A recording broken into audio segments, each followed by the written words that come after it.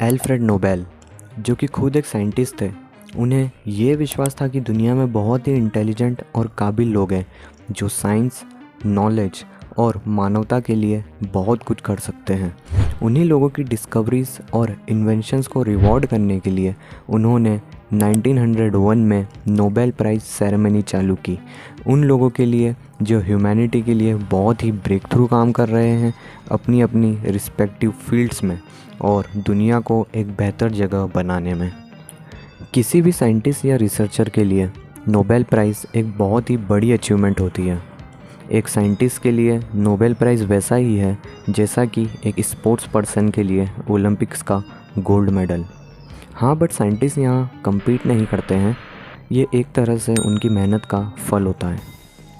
अगर हम साइंस की फील्ड की बात करें which includes physics, chemistry and medicine, तो 1901 से लेकर 2020 तक 337 नोबेल प्राइजेस लोग जीत चुके हैं, जिनमें से सर सीवी रमन ही ऐसे एक इंडियन साइंटिस्ट थे जिन्हें नोबेल प्राइज़ मिला था फिज़िक्स में in the year 1930 for his work on the Raman effect. Then after sir C V Raman and Indian independence in 1947, not a single Indian scientist won a Nobel Prize in Science.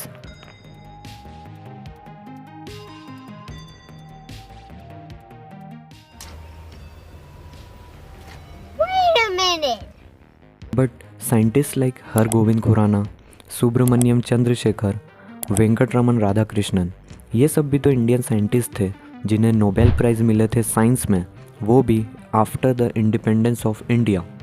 तो हम इन लोगों को count क्यों नहीं करते हैं?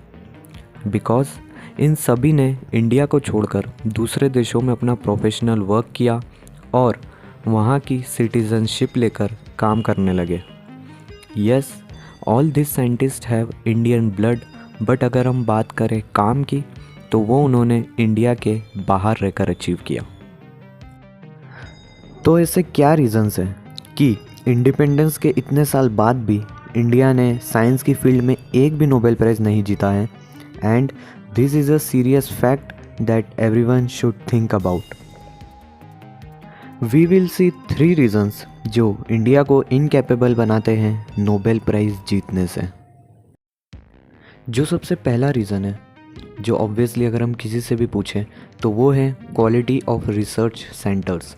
And it is not like that कि India में बहुत ही पुअर क्वालिटी के रिसर्च सेंटर्स या लैब है, नहीं। इंडिया ने अपनी साइंटिफिक रिसर्च क्वालिटी में बहुत इम्प्रूवमेंट्स किए हैं।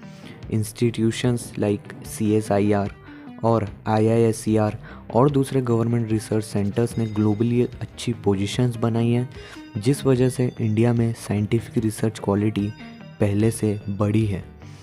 पर आज भी वर्ल्ड लेवल पर इन चीज़ों को और ज़्यादा इम्प्रूव होना होगा ताकि साइंटिस्ट के पास अच्छे इक्विपमेंट्स और वर्क कल्चर हो। इंडिया अपनी GDP का केवल 0.7% ही रिसर्च एंड डेवलपमेंट में स्पेंड करता है। वहीं अगर हम बात करें अमेरिका और चाइना की, तो अमेरिका तकरीबन 3.1% और चाइना 2.2% अपनी GDP का स्पेंड करते हैं R&D में। और इज़राइल, जो कि एक बहुत टेक्नोलॉजिकली एडवांस्ड है, वो 4.9% इन्वेस्ट करता है।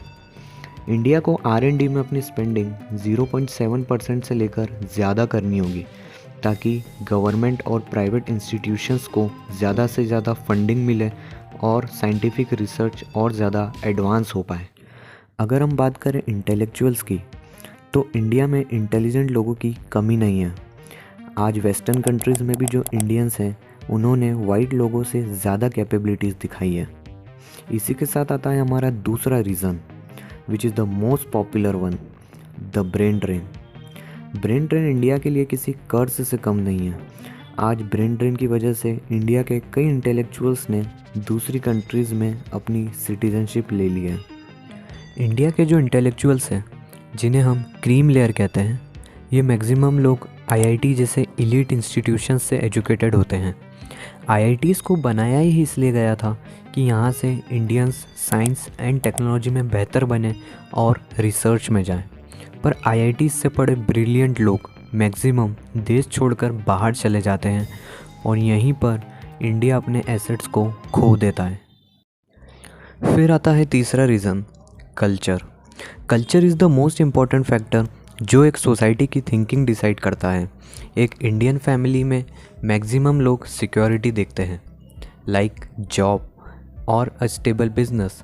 वहीं पर रिसर्च जैसी फील्ड को ज़्यादा इम्पोर्टेंस नहीं दिया जाता है। There are lots of Indians जो साइंस में PhD होल्डर है, पर उनमें से बहुत लोग एक डिसेंट प्रोफेशन चूज़ कर लेते हैं, लाइक टीचिंग या लेबोरेटरी में जॉब, पर बहुत ही कम रिसर्च में जाते हैं। रिसर्च एक बहुत लॉन्ग प्रोसेस होती है जो कि सालों तक चल सकती है और सक्सेस होना हर टाइम पॉसिबल नहीं होता है। But now in this changing ecosystem of India, like हम टेक्नोलॉजी में बहुत आगे बढ़ रहे हैं and we are moving to the age of the space. So Indians should encourage research culture in government as well as private institutions and need to change the mindset of people. जो problems हमने इस video में discuss की, India को उन्हें overcome करना होगा और रिसर्च एंड डेवलपमेंट को एक मेजर इशू बनाना होगा।